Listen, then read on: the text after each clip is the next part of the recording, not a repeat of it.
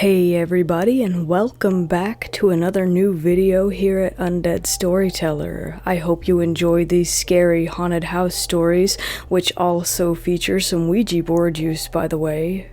If you enjoy the video, please make sure to hit like for me, and while you're at it, go ahead and subscribe. Make sure you tap that notification bell to make sure that you never miss out on new content.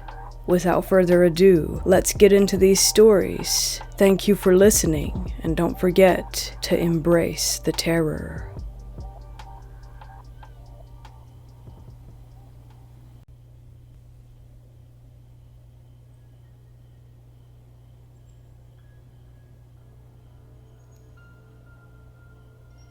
In 2010, my family relocated and moved to a home in Arizona.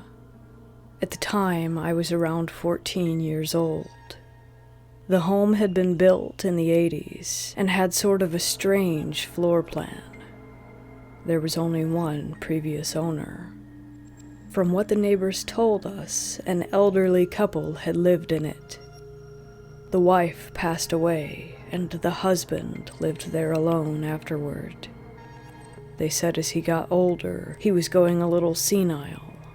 He was digging holes in the lawn and coming up with strange projects like putting globs of rock and cement in the yard. He was moved to a nursing home and passed away shortly after that. That's when my family and I came along and moved in. Right away, I felt that the place had strange energy. As I mentioned, it had an odd floor plan. The dining room was in the center, sort of walled off into a circle. When you walked in the front door, my parents' room was to the right. Then, continuing around the circle, you would be in the living room. Then came the kitchen, then you'd be facing the office, and to the right there was a wing that broke off down a hallway where mine and my brother's rooms were. If you were to look at the house from an aerial perspective, it would be shaped like a lollipop. My parents began renovations pretty quickly after we arrived. They cleaned, painted, ripped things up in the backyard. We found a human tooth in the bathroom. It was weird and gross, needless to say. For some reason, whenever I think about this house, I always think of that tooth. Anyways, I always felt like I was being watched. There were strange noises frequently, a general eerie feeling that permeated the house, and when walking around the circle, I always felt that someone was right behind me. We all felt sort of creeped out in the home, but nothing serious ever happened. Until one night, when that changed.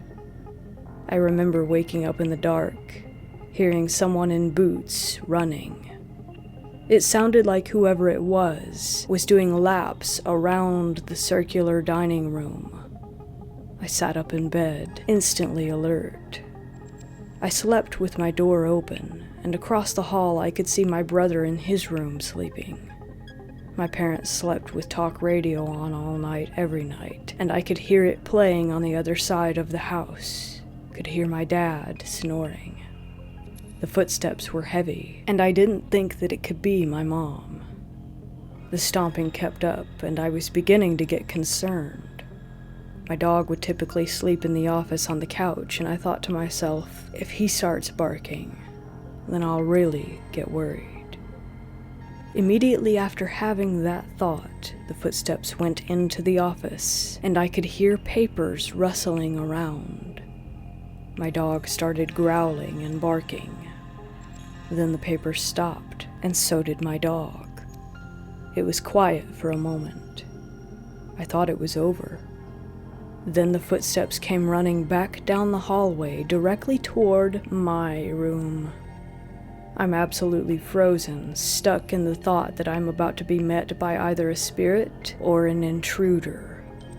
The footsteps got louder, then suddenly, they stopped right before they came to my doorway.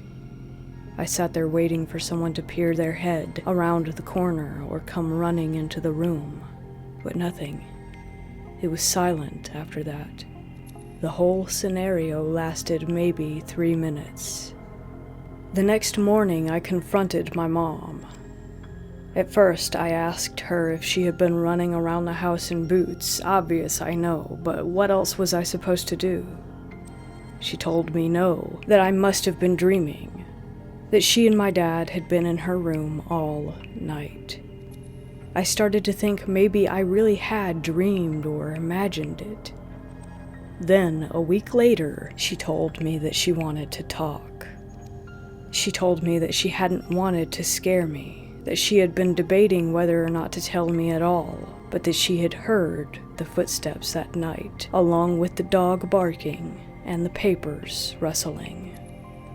She said she was about to get up and check, also worried that it might have been an intruder, but that was when it came to a stop. All the doors had been locked that night, as they always were. Nothing had been left ajar, and nothing had been stolen. We lived in an extremely safe town. We both believe that it was a spirit, likely the old man who lived in the house prior to us moving in. We continued to feel watched, and could sense a passive-aggressive kind of energy, but we never experienced anything to that capacity again. We still talk about this experience from time to time, and I'm glad that I wasn't the only one who was awake that night in the house to hear it. A few years later we moved out, and coincidentally a friend of mine moved in. When I found out that he lived in that house, I asked him if he ever felt anything, or had anything happen to him there. He and his dad both looked at me wide-eyed and told me that yes, they did. It was interesting to know that there was also someone else who felt it, not just my family.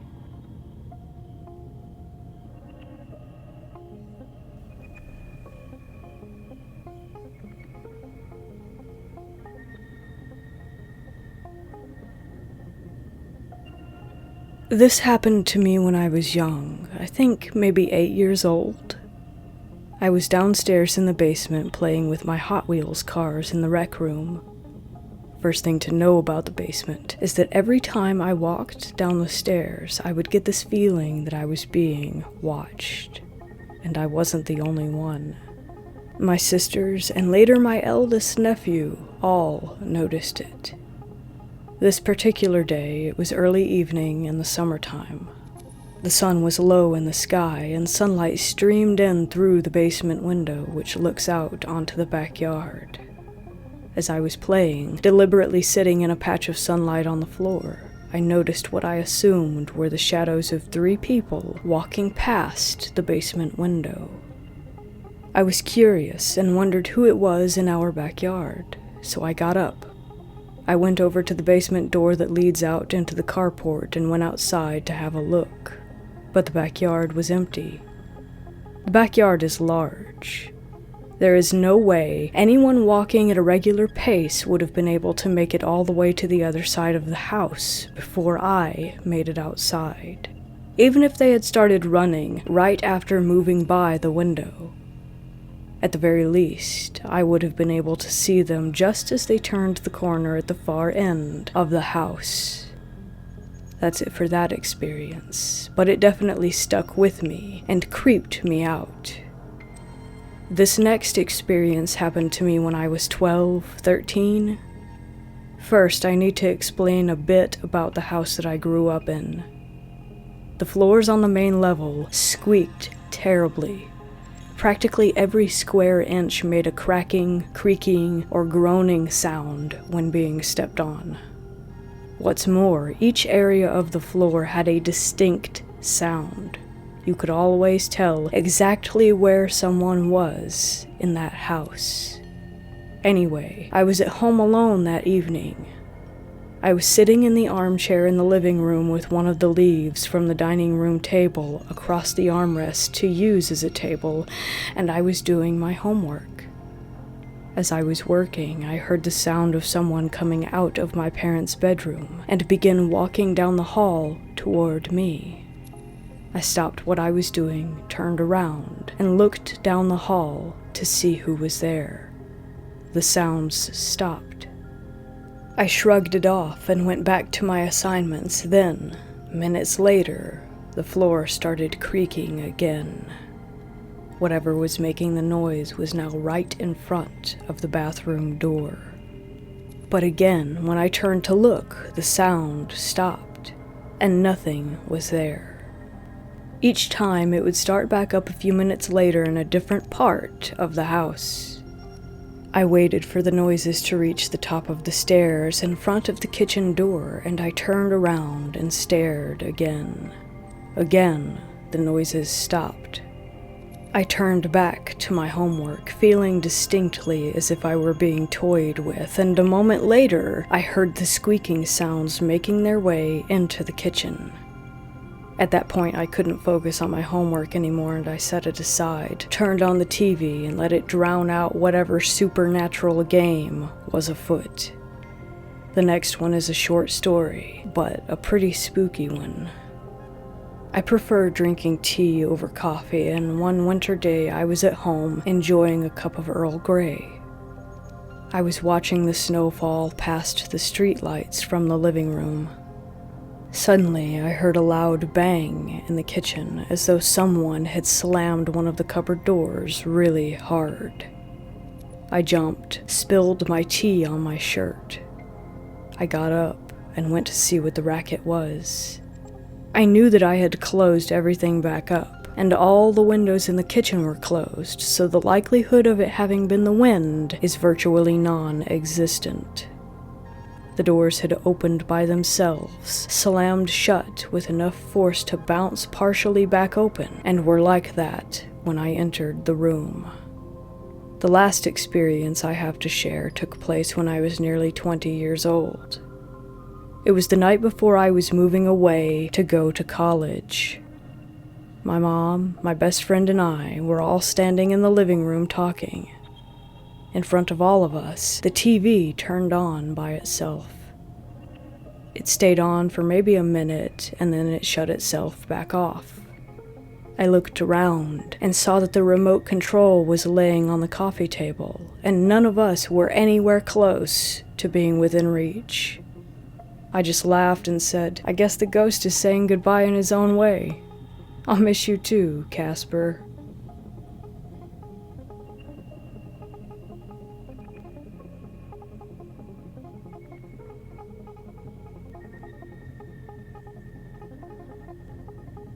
At the end of May 1987, my parents were on vacation, and I was taking care of the haunted house that I had lived in with them from 1979 until 1985. By that time, the poltergeist activity had decreased to almost nothing, but I was still afraid to enter the house alone, especially at night. I called a friend of mine and asked him if he would mind staying there with me until my parents returned.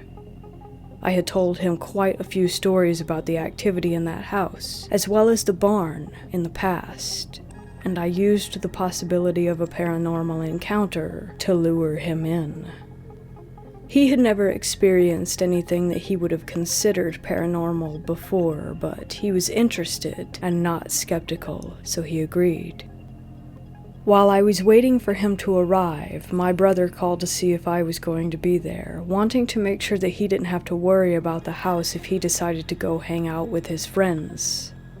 I confirmed that I was, and also let him know that I was having my friend over to potentially have his first paranormal experience.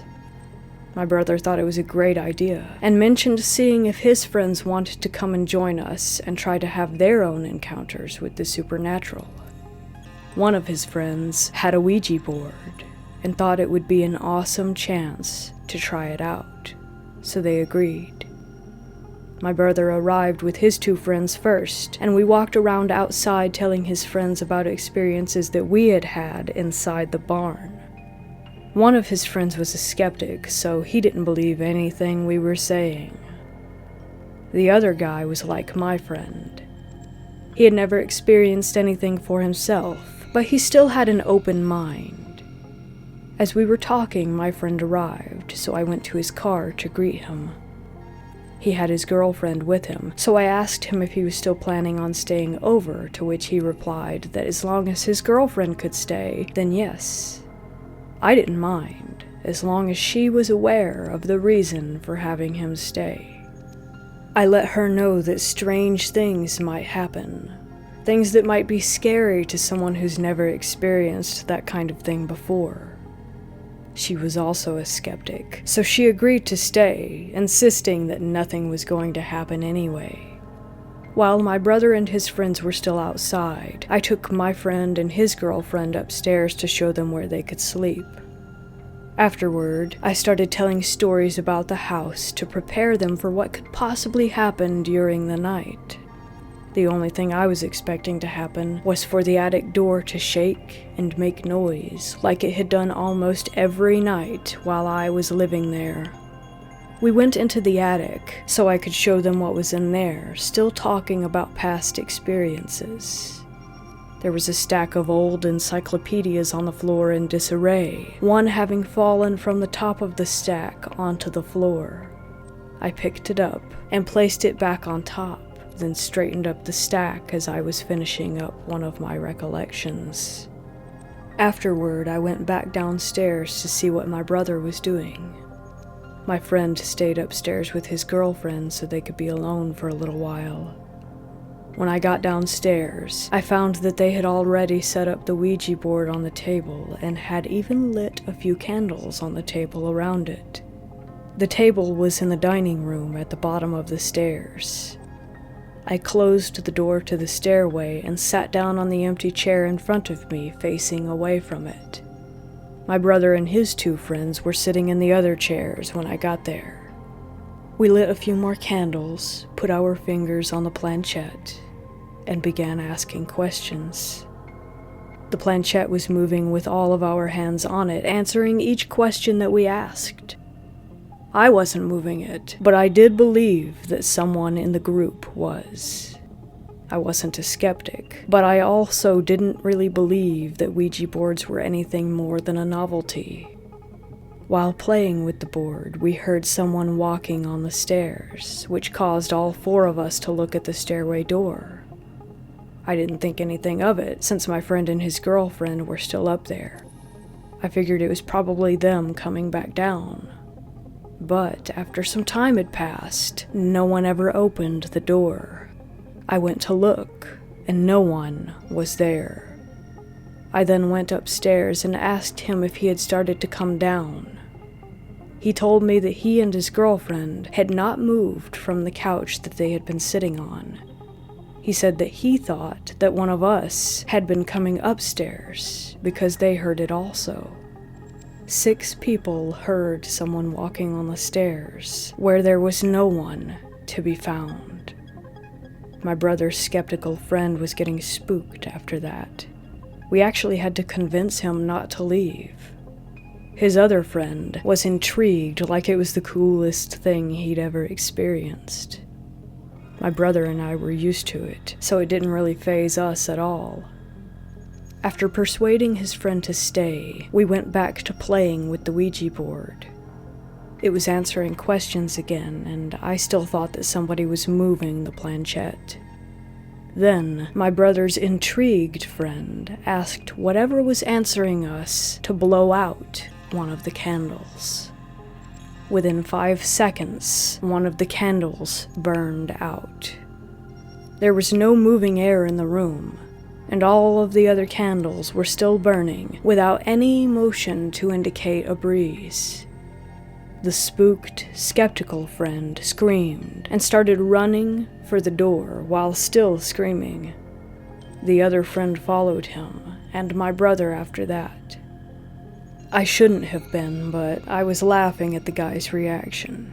Even though it was spooky, I never expected a big guy to scream like that. I went outside to find my brother's friends getting in the car to leave.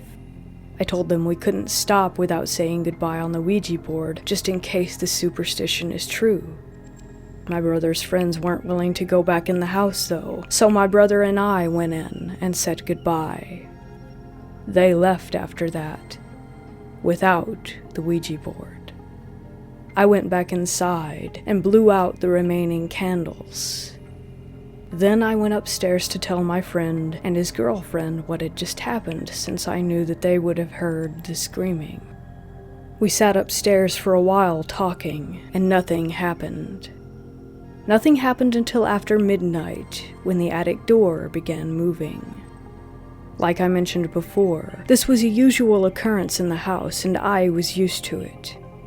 My friend's girlfriend, however, was getting really scared. She didn't believe things like that could happen, and yet there it was, happening right in front of her. It took a bit of convincing and reassuring to get her to stay, but she did. The attic door was shaking and making noise all the while. A bit more time passed, and there was a loud noise that came from inside the attic that sounded like something being dragged across the floor. Then came the sound of knocking. Once again, we had to talk his girlfriend into not leaving, even with the door rattling and the knocking still going on. After a few minutes, there was a loud thud that sounded like someone had dropped a book flat onto the floor. That was it for his girlfriend. There was no talking her into staying after that. She ran downstairs, with us right behind her. She told my friend that she would be back to pick him up in the morning, and she left. We went back inside and slept downstairs. When we got up later, I had to look in the attic to see where that noise had come from. When I looked in, the first thing that I noticed was the stack of encyclopedias was no longer straightened up the way that I had left it, and the one that I had picked up was right back on the floor. I can't say for sure if the heightened activity that night was brought on by the Ouija board, but that was more occurrences in one day, witnessed by more people than ever before in that house.